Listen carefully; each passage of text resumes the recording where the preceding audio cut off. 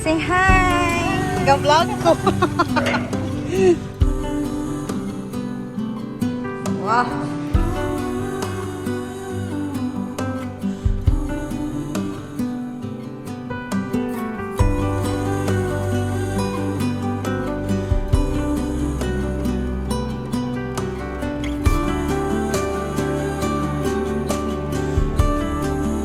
Ayan si Prince, guys. Ang gwapo!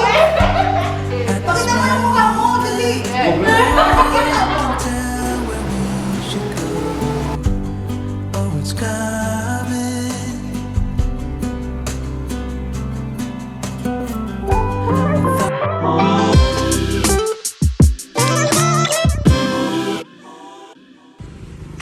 Say hi! Ga-vlog ko. There, oh. Wow! Thank you! Salamat, Kay! Gano'n kaka-bored? Nag-order ako ng bento cake sa Cakes Cheese kasi nagka-crave ako ng something sweet. Ang tagal-tagal ko nang hindi kumakain ng cake. Nung graduation ni Loy, hindi ako nakakain ng cake nun. So, kasi pinadala namin sa family niya. So, ang cute! Oh my gosh! Kagabi ko lang to in-order, guys. Meron agad ngayon. Anong oras na ba? 3:30. Exactly 3:30 na ngayon. Cute! I'm working. At the same time, kakain tayo ng cake. Yummy. Oh my gosh, ang sarap.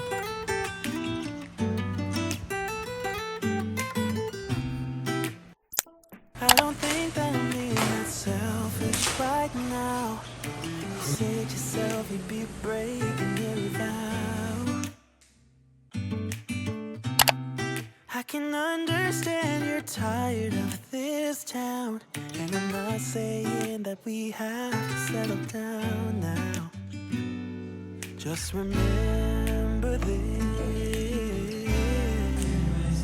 We Wow. could have been stardust, same world but without us. Hello guys, kamusta kayo? Time check, anong oras na? 12:58 AM. Hindi niya makita. Pero 12:58 na at July 16 na ngayon. So, nasa labas ako ngayon ng Cafe Malaya kasi inaantay ko si Pakong dumating from the city. So, yung na-share ko sa previous vlog ko na every Friday night talaga, pagkatapos ng duty niya sa hotel, dumidiretso na siya sa South Bus Terminal para pumunta dito. So, yun yung parang routine niya every weekend. Dito siya, naka-duty sa Cafe Malaya. Siya yung usually namamalengke every weekend, mga kailangan dito. Ganyan, tas minomonitor niya din yung mga staff namin. Sobrang may effort, no? Usually, mga madaling araw na talaga siya nakarating. 1 AM or 2 AM, depende. So, ngayon, hindi siya last trip. Nasa mga 10 PM siya. So, dadating na siya around 1 kasi 3 hours yung biyahe from the city. Sabi niya, nasa Dalagit na daw siya. Ano yun? Yun yung municipality before Alcoy or town before Alcoy. Let's wait for the Paco Brian. Na-imagine ko pagod na pagod siya ngayon. Sabi niya kasi kanina galing pa siyang meeting. Tapos diretso na dito. Spell effort, mga season orbs. Haba ng hair. Feeling ko talaga patay na patay siya sa akin. Kaya niya ako pinupuntahan dito every weekend, no? Kahit pagod siya, no? Feeling ko talaga yun lang talaga yung reason eh. Char. I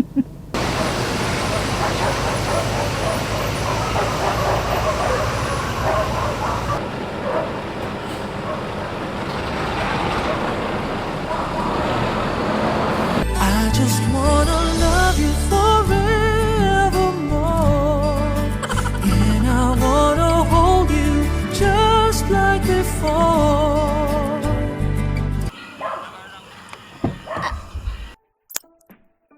Slow for today.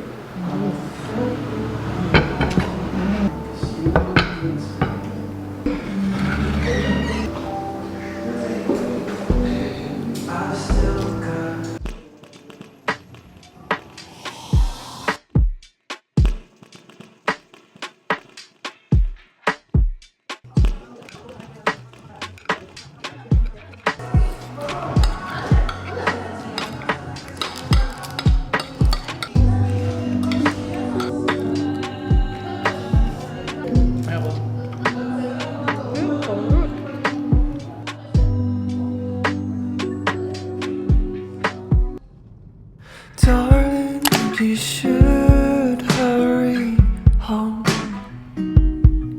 I left the keys under the front door mat. Though it won't be long until I roll up, please allow me to love you like my life.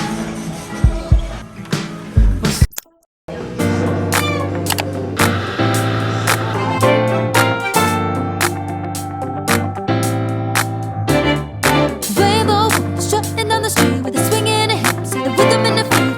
Going, walking on the sideway, talking about the prettiest thing you ever seen. Go right on a cloudy day, she knows just how to rock it with the hard type faces and the sunshine in her pocket. That vibe, she kill 'em like a good time feeling 'cause she makes you feel alright. She's hot, red hot, sweet like a summertime apricot, shining like gold 'cause the money always green, blue sky. Hey guys, good morning. Today is July 17, 2022. Today is a Sunday. At nandito kami ngayon, super aga namin dito sa cafe. 7 a.m. nandito na yung staff ko. Yung sister ko pala, si Shara, si Prince. Yan yung pinakamabait kong staff. Pinakamasipag. At syempre, ang bebe ko, Char. Si Paco. Love, sing hi, love. Ayan.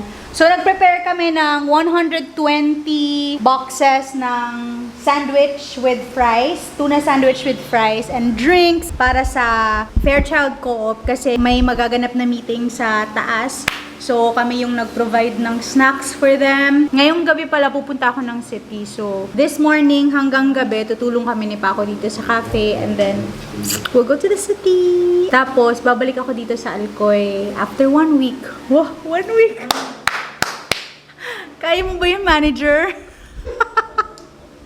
Basta na si Prince Dili. Ha? Basta na si Prince Dili. Oo nga, anong kailangan natin gawin kay Prince? I-fire na kaya natin si Prince. Charot. Ayan si Prince, guys. Ang gwapo. Tatay na yan, guys. Pakita mo yung mukha mo. Dali. Pakita mo. Sige na ba? Nakiwag sa ngabi. So, yan yung mga tuna sandwiches.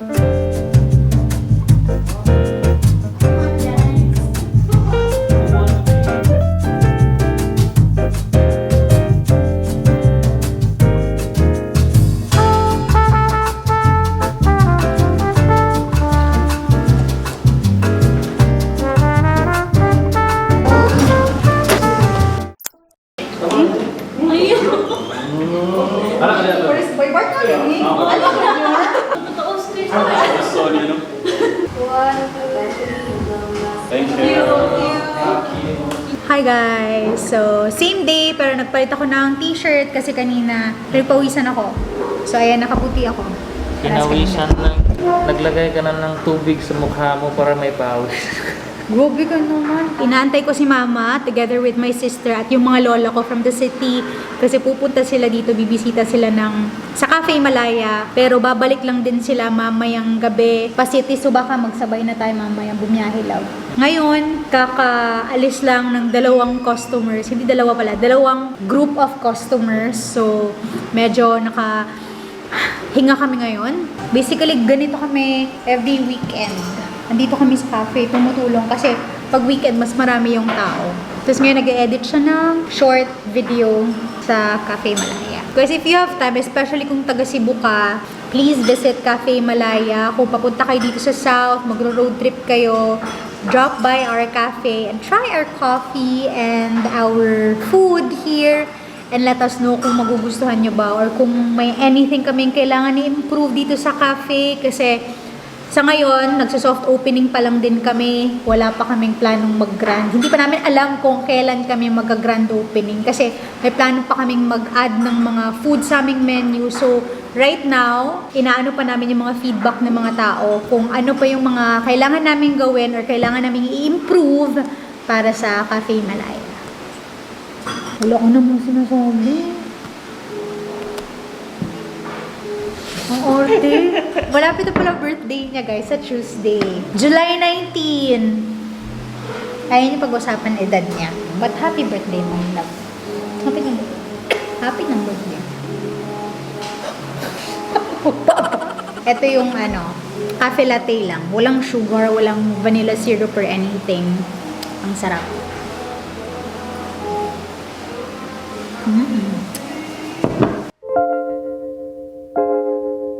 I'm stopping by just to tell you I hope that you understand why these things on my mind keep me up at night. Maybe you are the answer, but lately I'm so stone cold, romanticizing our love has got so much worse. Now I lose my turn to say you are the dark when I'm in solitude.